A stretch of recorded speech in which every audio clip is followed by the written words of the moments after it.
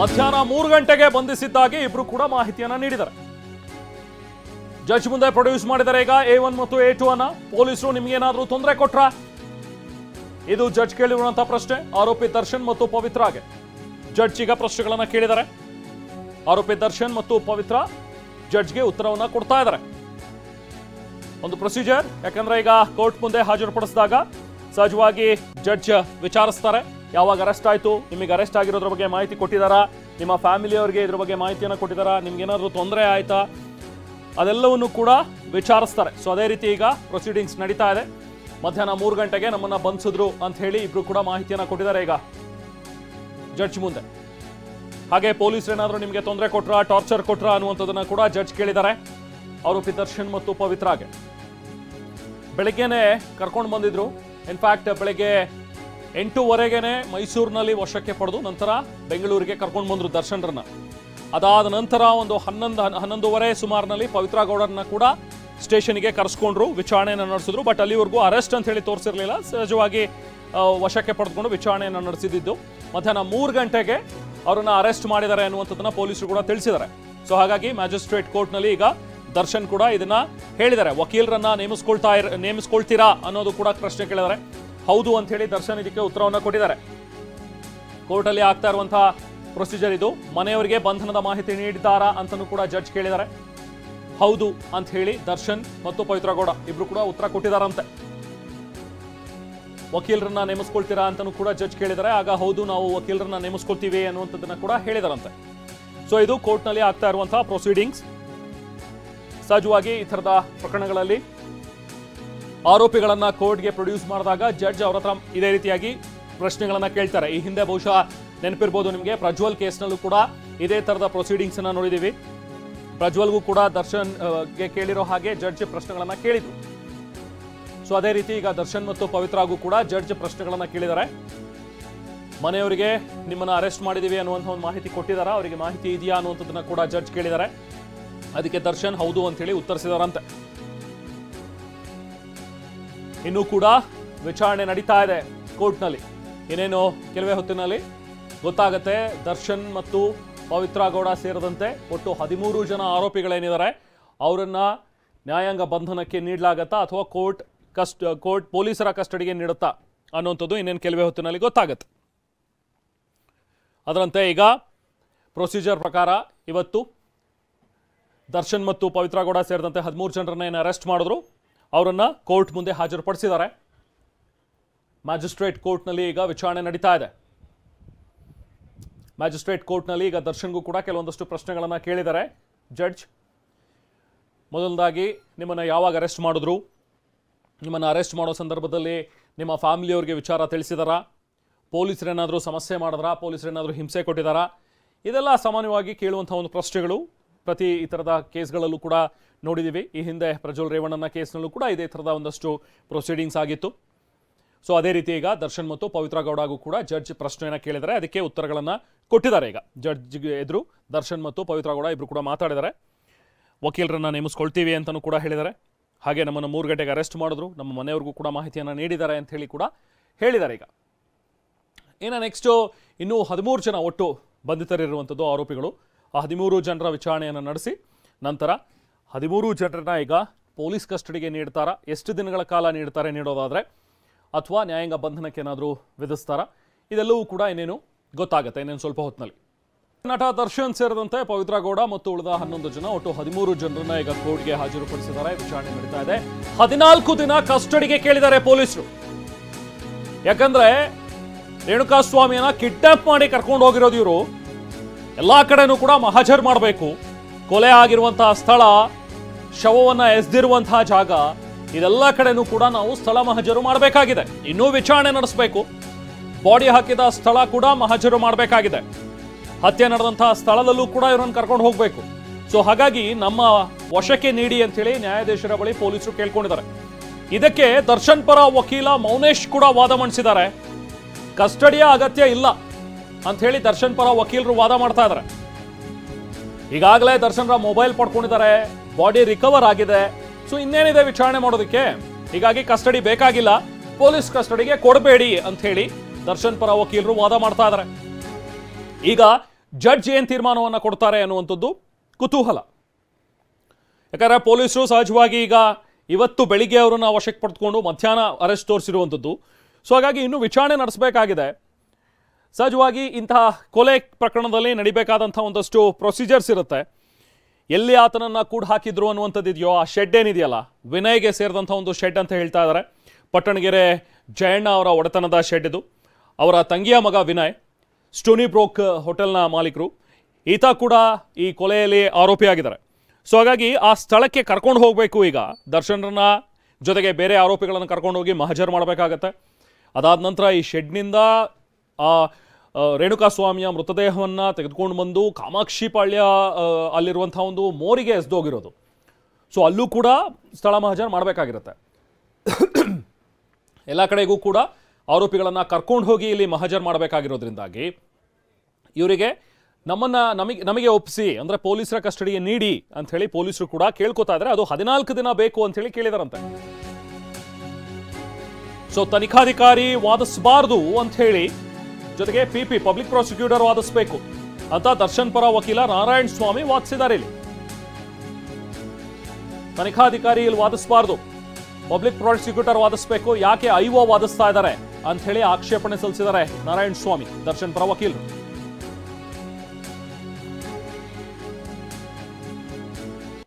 Magistrate ಕೋರ್ಟ್ನಲ್ಲಿ ನಡೀತಾ ಇರುವಂತಹ ವಿಚಾರಣೆ. ಜಡ್ಜ್ ಎದುರು ಈಗ ಕಣ್ಣೀರು ಹಾಕಿದ್ದಾರೆ ನಟ ದರ್ಶನ್.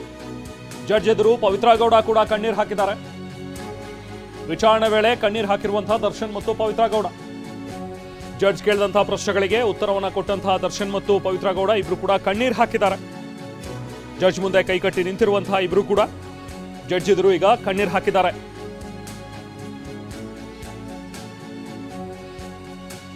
ದರ್ಶನ್ ಸೇರಿದಂತೆ ಇನ್ನು ಉಳಿದ ಒಟ್ಟು 13 ಜನ ಆರೋಪಿಗಳೇನಿದ್ದಾರೆ, ದರ್ಶನ್ ಸೇರಿದಂತೆ ಅವರೆಲ್ಲರನ್ನೂ ಕೂಡ ವಶಕ್ಕೆ ನೀಡಿ ಅಂತ ಹೇಳಿ ಪೊಲೀಸರು ಕೇಳಿದ್ದಾರೆ. ಈಗ ಕಸ್ಟಡಿಗೆ ಕೊಡಬೇಕು, ಯಾಕಂದ್ರೆ ವಿಚಾರಣೆಯನ್ನು ನಡೆಸೋದು ಬಾಕಿ ಇದೆ. ವೆಪನ್ ರಿಕವರಿ ಆಗಬೇಕು, ಅವರೇನಾದರೂ ವೆಪನ್ ಬಳಸಿದಾರಾ ಅನ್ನುವಂಥದ್ರ ಬಗ್ಗೆ ತನಿಖೆ ಆಗಬೇಕು. ಇನ್ನು ಹತ್ಯೆ ಆಗಿರುವಂತಹ ಸ್ಥಳ, ಜೊತೆಗೆ ಶವ ಸಿಕ್ಕಿರುವಂತಹ ಸ್ಥಳ, ಇದೆಲ್ಲದರ ಕಡೆಯೂ ಕೂಡ ಆರೋಪಿಗಳನ್ನು ಕರ್ಕೊಂಡು ಹೋಗಿ ಮಹಜರು ಮಾಡುವಂಥದ್ದಿರುತ್ತೆ. ಸೊ ಹಾಗಾಗಿ ನಮ್ಮ ಕಸ್ಟಡಿಗೆ ನೀಡಿ ಅಂತ ಪೊಲೀಸರು ಕೂಡ 14 ದಿನಗಳ ಪೊಲೀಸ್ ಕಸ್ಟಡಿಗೆ ಡಿಮ್ಯಾಂಡ್ ಇಟ್ಟಿದ್ದಾರೆ. ಬಟ್ ಈ ಸಂದರ್ಭದಲ್ಲಿ ದರ್ಶನ್ ಪರ ವಕೀಲರು ಕೂಡ ವಾದವನ್ನು ಮಂಡಿಸಿದ್ದಾರೆ, ಆಕ್ಷೇಪವನ್ನು ಎತ್ತಿದ್ರು. ತನಿಖಾಧಿಕಾರಿ ಐಒ ಇನ್ವೆಸ್ಟಿಗೇಟಿಂಗ್ ಆಫೀಸರ್ ಯಾಕೆ ವಾದ ಮಾಡ್ತಾ ಇದ್ದೀರಿ, ಪಬ್ಲಿಕ್ ಪ್ರಾಸಿಕ್ಯೂಟರ್ ವಾದ ಮಾಡಬೇಕಿದ್ರಲ್ಲಿ ಅಂಥೇಳಿ ಆಕ್ಷೇಪವನ್ನು ವ್ಯಕ್ತಪಡಿಸಿದ್ದಾರೆ. ಜೊತೆಗೆ ನಮ್ಮ ಕಕ್ಷಿದಾರ ದರ್ಶನ್ ಮತ್ತು ಸೇರಿದಂತೆ ಬೇರೆ ಎಲ್ಲ ಆರೋಪಿಗಳು ಕೂಡ ಎಲ್ಲೂ ತಲೆಮರೆಸ್ಕೊಂಡಿಲ್ಲ, ತನಿಖೆಗೆ ಸಹಕಾರ ನೀಡಿದ್ದಾರೆ. ಇವತ್ತು ಬೆಳಗ್ಗೆಯಿಂದಲೂ ಕೂಡ ವಿಚಾರಣೆ ನಡೆದಾಗ ಎಲ್ಲೂ ಕೂಡ ಅವರೇನು ತಲೆಮರೆಸ್ಕೊಂಡು ಹೋಗಿಲ್ಲ. ಕರೆದಾಗ ಪವಿತ್ರ ಗೌಡ ಕೂಡ ಸ್ಟೇಷನಿಗೆ ಅವರಾಗೆ ಬಂದಿದ್ದಾರೆ. ಇನ್ನು ದರ್ಶನ್ ಕೂಡ ಅವರೇನು ಎಲ್ಲೂ ತಲೆಮರೆಸ್ಕೊಂಡಿರಲಿಲ್ಲ, ಶೂಟಿಂಗಲ್ಲಿದ್ದರು. ಆಗ ಹೋಗಿ ಪೊಲೀಸರು ಕರೆದಾಗ ಅವ್ರ ಜೊತೆಗೇ ಬಂದಿದ್ದಾರೆ ಇನ್ನು ಬೇರೆ ಆರೋಪಿಗಳು. ಸೊ ಹಾಗಾಗಿ ತನಿಖೆಗೆ ಸಹಕಾರ ಮಾಡ್ತಾ ಇರೋದ್ರಿಂದಾಗಿ ದರ್ಶನ್ರನ್ನ ಪೊಲೀಸ್ ಕಸ್ಟಡಿಗೆ ಕೊಡೋದು ಬೇಡ, ನ್ಯಾಯಾಂಗ ಬಂಧನಕ್ಕೆ ಬೇಕಾದ್ರೆ ಒಪ್ಪಿಸಿ ಅನ್ನುವಂಥದ್ರ ಬಗ್ಗೆ ನ್ಯಾಯಾಧೀಶರ ಮುಂದೆ ದರ್ಶನ್ ಪರ ವಕೀಲರು ವಾದವನ್ನು ಮಂಡಿಸಿದ್ದಾರೆ. ಈಗ ನ್ಯಾಯಾಧೀಶರ ಎದುರು ಮಾತನಾಡ್ತಾ ಕೇಳದಂಥ ಪ್ರಶ್ನೆಗಳಿಗೆ ಉತ್ತರವನ್ನು ಕೊಡೋ ಸಂದರ್ಭದಲ್ಲಿ ದರ್ಶನ್ ಮತ್ತು ಪವಿತ್ರ ಗೌಡ ಇಬ್ಬರು ಕೂಡ ಕಣ್ಣೀರು ಹಾಕಿದ್ದಾರೆ. ಈಗ ಜಡ್ಜ್ ಏನು ತೀರ್ಮಾನವನ್ನು ಕೊಡ್ತಾರೆ ನೋಡಬೇಕು, ಪೊಲೀಸ್ ಕಸ್ಟಡಿಗೆ ನೀಡ್ತಾರಾ ಅಥವಾ ನ್ಯಾಯಾಂಗ ಬಂಧನಕ್ಕೆ ಒಪ್ಪಿಸ್ತಾರಾ ಅಂಥೇಳಿ. ಯಾಕಂದರೆ ನ್ಯಾಯಾಂಗ ಬಂಧನಕ್ಕೆ ಒಪ್ಪಿಸಿದ್ರೆ ಬೇಲ್ ಪ್ರೊಸೀಜರ್ಸ್ ಸ್ವಲ್ಪ ಈಸಿ ಆಗುತ್ತೆ ಅನ್ನುವಂಥದ್ದು ದರ್ಶನ್ ಪರ ವಕೀಲರ ಒಂದು ಆಲೋಚನೆ. ಸೊ ಹಾಗಾಗಿ ಪೊಲೀಸ್ ಕಸ್ಟಡಿಗೆ ಬೇಡ, ನ್ಯಾಯಾಂಗ ಬಂಧನಕ್ಕೆ ಬೇಕಾದರೆ ನೀಡಿ ಅನ್ನುವಂಥದ್ರ ಬಗ್ಗೆ ಬೇಡಿಕೆಯನ್ನು ಇಟ್ಟಿದ್ದಾರೆ, ವಾದವನ್ನು ಮಂಡಿಸಿದ್ದಾರೆ. ಯಾಕಂದರೆ ದರ್ಶನ್ ಒಬ್ಬ ಗಣ್ಯ ವ್ಯಕ್ತಿ, ಯಾವುದೇ ರೀತಿಯಾಗಿ ಅವರೇನು ತಲೆಮರೆಸ್ಕೊಳ್ಳುವಂಥ ಒಂದು ಕೆಲಸ ಮಾಡಿಲ್ಲ, ಬದಲಾಗಿ ಅವ್ರ ಮೇಲೆ ಯಾವುದೋ ಆರೋಪ ಇಲ್ಲ. ಇನ್ಫ್ಯಾಕ್ಟ್ ವಿನಾಕಾರಣ ಈ ಪ್ರಕರಣದಲ್ಲಿ ಸಿಲುಕಿಸಲಾಗ್ತಾ ಇದೆ. ಸೊ ಹಾಗಾಗಿ ಪೊಲೀಸ್ ಕಸ್ಟಡಿಗೆ ಕೊಡೋದು ಬೇಡ ಅಂಥೇಳಿ ಮನವಿಯನ್ನು ಮಾಡಿದಾರಂತೆ. ಇನ್ನು ಕೋರ್ಟ್ ಯಾವ ರೀತಿಯಾಗಿ ತೀರ್ಮಾನವನ್ನು ಕೊಡುತ್ತೆ, ಜಡ್ಜ್ ಏನು ಹೇಳ್ತಾರೆ ಅನ್ನುವಂಥದ್ದು ಈಗ ಕುತೂಹಲಕರ. ಇನ್ನು ಕೆಲವೇ ಹೊತ್ತಿನಲ್ಲಿ ಗೊತ್ತಾಗುತ್ತೆ ಜಡ್ಜ್ ಏನು ತೀರ್ಪನ್ನು ಕೊಡ್ತಾರೆ ಅಂಥೇಳಿ. ಚಿತ್ರದುರ್ಗ ಮೂಲದ ರೇಣುಕಾಸ್ವಾಮಿ ಕೊಲೆ ಪ್ರಕರಣಕ್ಕೆ ಸಂಬಂಧಪಟ್ಟಂತೆ ಬೆಳಗ್ಗೆಯಿಂದಲೂ ಕೂಡ ಅಪ್ಡೇಟ್ಸ್ಗಳನ್ನು ಟ್ರ್ಯಾಕ್ ಮಾಡ್ತಾ ಇದ್ದೀವಿ. ಬೆಳಗ್ಗೆಯಿಂದಲೂ ಪೊಲೀಸರ ವಶದಲ್ಲೇ ಇರುವಂತಹ ದರ್ಶನ್, ಪವಿತ್ರ ಗೌಡ ಜೊತೆಗೆ ಇನ್ನೂ ಉಳಿದ 11 ಜನ, ಒಟ್ಟು 13 ಜನ ಆರೋಪಿಗಳು. ದರ್ಶನ್ ಅವರ ಆಪ್ತರೇ ಇದ್ದಾರೆ ಇದರಲ್ಲಿ. ವಿನಯ್ ಆಗಿರಲಿ, ಕಾರ್ತಿಕ್ ಆಗಿರಲಿ, ನಾಗರಾಜ್ ಇವರೆಲ್ಲರೂ ಕೂಡ, ಹಾಗೆ ರಘು.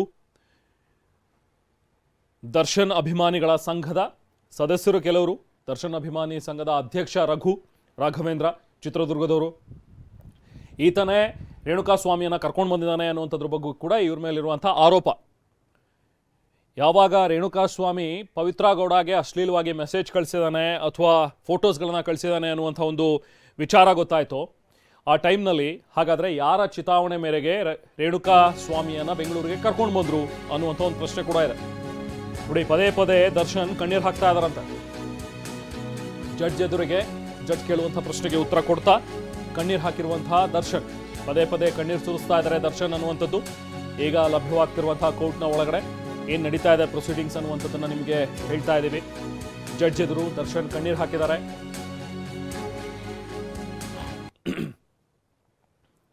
ಇನ್ನು ಕೂಡ ವಿಚಾರಣೆ ನಡೀತಾ ಇದೆ. ಈಗ ಪೊಲೀಸರು ಮನವಿಯನ್ನ ಜಡ್ಜ್ ಕೂಡ ಬರೆಸ್ತಾ ಇದ್ದಾರೆ.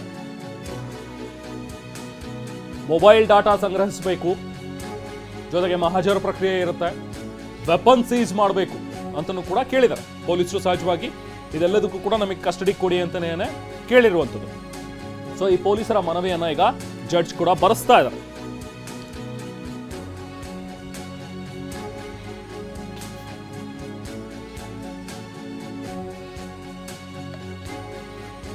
ದರ್ಶನ್ ಕೂಡ ಒಬ್ಬ ದೊಡ್ಡ ಸೆಲೆಬ್ರಿಟಿ ಸ್ಟೇಟಸ್ ಇರುವಂತಹ ವ್ಯಕ್ತಿ. ಸೆಲೆಬ್ರಿಟಿ ಆಗಿರೋದ್ರಿಂದಾಗಿ ಸಾಕ್ಷ್ಯ ನಾಶ ಪಡಿಸಬಹುದು ಅಥವಾ ಸಾಕ್ಷ್ಯಗಳ ಮೇಲೆ ಪ್ರಭಾವ ಬೀರಬಹುದು ಅನ್ನುವಂಥ ಒಂದು ಅನುಭವ ಇದೆ.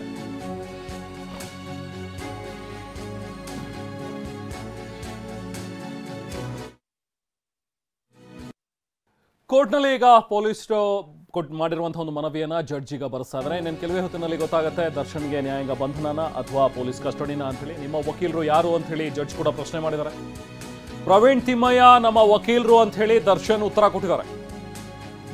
ನಾರಾಯಣ್ ಸ್ವಾಮಿ ತನ್ನ ವಕೀಲ ಅಂತ ಹೇಳಿ ಪವಿತ್ರ ಉತ್ತರಿಸಿದ್ದಾರೆ. ಇಬ್ಬರ ವಕೀಲರು ಕೂಡ ಇದ್ದಾರೆ. ನಿಮ್ಮ ವಕೀಲರು ಯಾರು ಅಂತ ಹೇಳಿ ಜಡ್ಜ್, ಅಂದ್ರೆ ಇದೊಂದು ಪ್ರೊಸೀಜರ್ಸ್, ಪ್ರಶ್ನೆಗಳನ್ನ ಕೇಳ್ತಾರೆ ಜಡ್ಜ್. ಸೊ ಇದೇ ಥರದ ಇನ್ನೊಂದಿಷ್ಟು ಪ್ರಶ್ನೆಗಳು, ನಿಮ್ಮನ್ನು ಯಾವಾಗ ಅರೆಸ್ಟ್ ಮಾಡಿದ್ರು, ಫ್ಯಾಮಿಲಿಯವರಿಗೆ ವಿಚಾರ ಗೊತ್ತಿದೆಯಾ, ಹೀಗೆ ನಿಮ್ಮ ವಕೀಲರು ಯಾರನ್ನಾದರೂ ನೀವು ನೇಮಿಸ್ಕೊಂಡಿದ್ದೀರಾ, ಸೊ ಯಾರು ನಿಮ್ಮ ವಕೀಲರು ಅನ್ನುವಂಥ ಪ್ರಶ್ನೆಗಳನ್ನು ಈಗಾಗಲೇ ಜಡ್ಜ್ ಕೇಳಿದ್ದಾರೆ. ಸೊ ಅದಕ್ಕೆ ಈಗ ಇಬ್ಬರು ಕೂಡ ಉತ್ತರಿಸಿದ್ದಾರೆ. ಪ್ರವೀಣ್ ಅನ್ನೋರು ದರ್ಶನ್ ವಕೀಲ, ಸೊ ಹಾಗೆ ನಾರಾಯಣ್ ಸ್ವಾಮಿ ಪವಿತ್ರ ಗೌಡ ವಕೀಲರು.